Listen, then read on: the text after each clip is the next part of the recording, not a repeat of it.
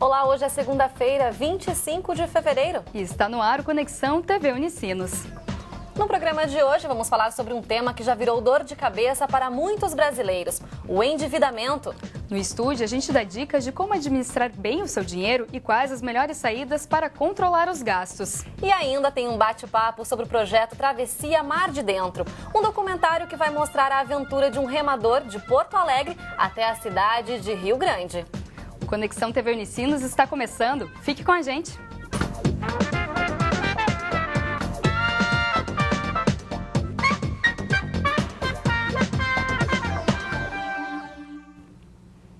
O Conexão de hoje começa com uma pergunta. O seu orçamento doméstico está comprometido com dívidas? Se a resposta for sim, você faz parte do levantamento do Instituto Brasileiro de Geografia e Estatística, o IBGE, que mostra que mais de 42 milhões de brasileiros estão nessa situação. E a facilidade na obtenção de crédito, os juros elevados e também a falta de planejamento doméstico podem estar entre os principais motivos para esse problema. O número de famílias que declararam não ter condições de pagar as suas dívidas ou estão com contas atrasadas aumentou no mês de fevereiro, chegando a 7%. Em janeiro, esse número era de 6,6%. Daniele é um exemplo de jovem que adquiriu uma dívida com o banco. Eu comecei a fazer autoescola. Aí quando eu comecei, eu paguei ela toda à vista, assim, no caso. Eu peguei todo, juntei os R$1.000, fui lá e paguei. Só que no decorrer do processo, eu acabei começando a, sair mal nas aulas. Comecei a fazer mais aulas. E com isso, eu comecei a passar no meu cartão de crédito. Só que isso foi aumentando cada vez mais. E para não deixar de pagar o cartão de crédito, eu comecei a pegar do meu limite. Só que com isso, cada vez ia aumentando mais, e aumentando mais, aumentando mais. Quando eu vi, chegou num ponto assim que eu devia quase R$500 no banco. Daniele só percebeu que estava endividada na hora de receber o salário. Enquanto os colegas recebiam o valor cheio, Daniele foi ao banco e ficou surpresa ao ver R$500 a menos na conta. Foi bem difícil, porque enfim, pensa, ele está com 19, 20 anos e tu já tem uma dívida e tu não sabe o que fazer com ela. O susto serviu de lição e a estudante percebeu que somente com a organização das contas seria possível regularizar a situação que também estava pendente nas lojas. Eu comecei a administrar a minha conta, sabe? Comecei a cuidar mais, assim, os dias que eu sacava o dinheiro, porque para a questão dos juros, né? Quanto mais tempo, os juros vai correndo, né? Comecei a cuidar das datas que eu pegava o dinheiro e comecei a diminuir a quantia que eu ia pegando. E com isso eu também comecei a fazer alguns trabalhos extras para ir quitando, para não chegar ao ponto de eu ter que pegar do limite do banco.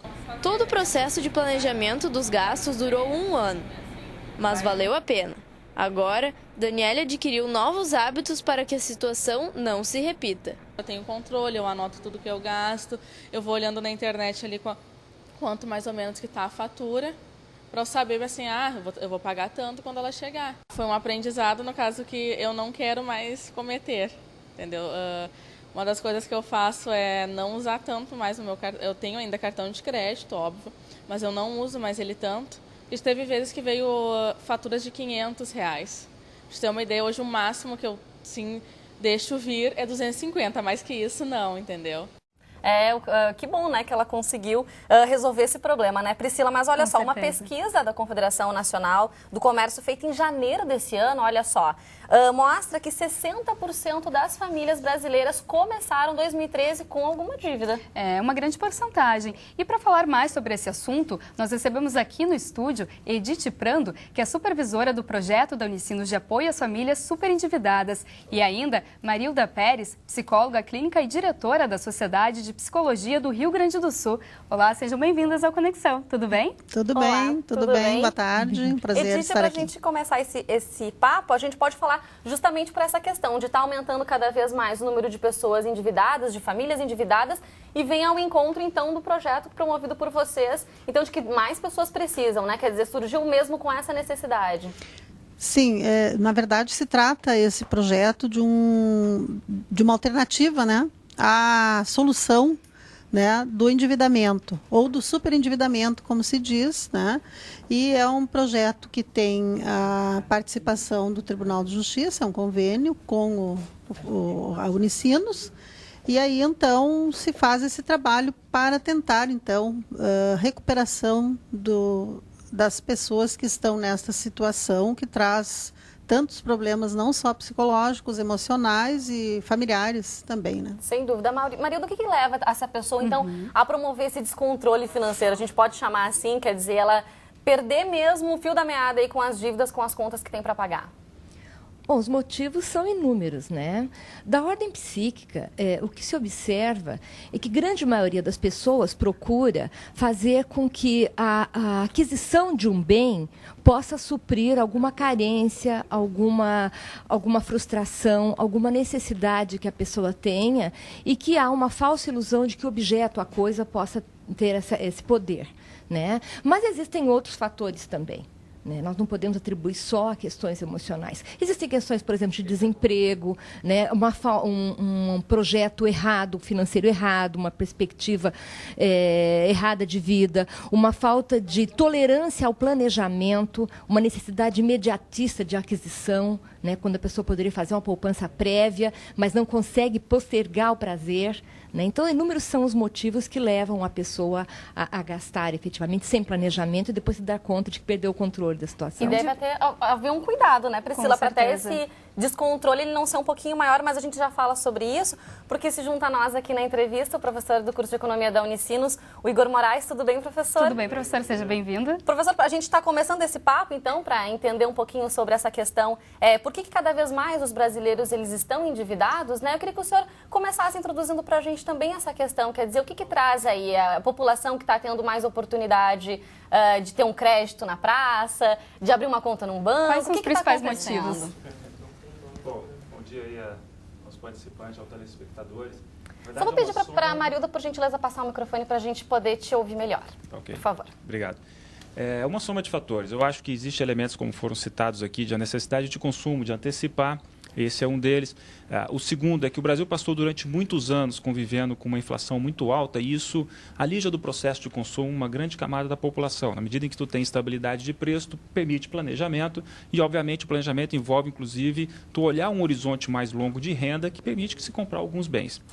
Mais recentemente, nós identificamos essa chamada explosão de consumo porque teve uma combinação tanto de redução de taxa de juros quanto alongamento de prazos. E aí permitiu encaixar no bolso do consumidor uma série de produtos que antes ele não tinha acesso.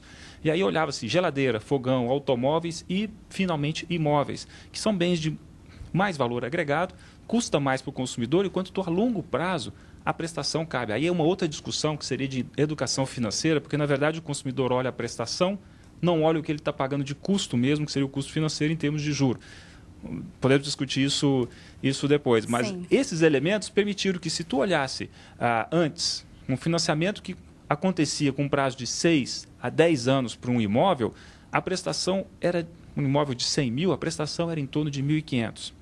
Depois, quando tu aumentou esse financiamento de 15, 20 anos, essa prestação caiu à metade. Aí muitas pessoas puderam ter acesso a determinados bens. Aí, obviamente, tu te sente tentado. Então, há que se considerar, de um lado, um período muito longo, no qual o brasileiro conviveu sem poder ter acesso a determinados bens, e, de outro, facilidades realmente no mercado de crédito. Professor, e quando uma pessoa fica com o chamado nome sujo? Explica um pouquinho para a gente. O nome sujo, na verdade, não é nem o nome, né? É o CPF. Né? Seria um CPF sujo. Se deixa de pagar algumas prestações, obviamente existe casos no qual esse CPF sujo ele vem muito mais por falta de controle ou dos bancos ou das operadoras de telefonia, que muitas vezes tu deixa de pagar uma conta que na verdade tu não deveria pagar e eles te acionam. Mas o fato de não estar pagando algumas prestações, o controle que nós chamamos da inadimplência, antes de ir realmente para o estágio final, ele envolve 3 etapas. Né? Existe aquele devedor de curto prazo, 30 dias, o devedor de 30 a 90 dias e o devedor acima de 90 dias. O acima de 90 dias é que é realmente considerado um prejuízo mais complicado para o sistema financeiro. Até 90 dias tu consegue negociar. E aí é muito difícil tu sujar o nome do consumidor, até pelos efeitos negativos que isso tem para a empresa, antes dos 90 dias. Então, até nesse período, há que o consumidor procurar negociar a sua dívida porque ele consegue benefícios, ainda mais num cenário com juros mais baixos. Muitas vezes ele contratou uma dívida com a taxa de juros lá atrás que era outra, o cenário era outro. Agora ele consegue renegociar. Eu ensino aos meus alunos, alguns termos técnicos e digo para eles, olha, depois de um certo período de pagar a prestação, vale a pena negociar. Por quê?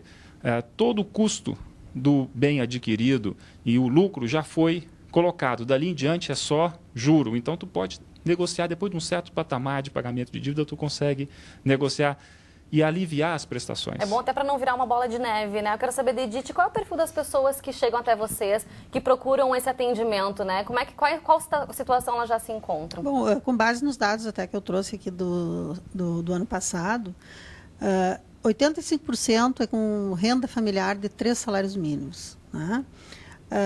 Outros 10% seriam entre 3 a 10. Somente 2% que seriam em torno de 10 salários mínimos ou mais.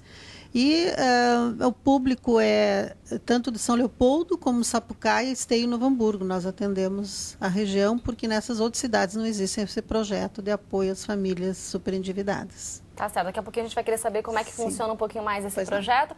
Agora a gente faz uma pausa e na volta o Conexão segue falando sobre endividamento.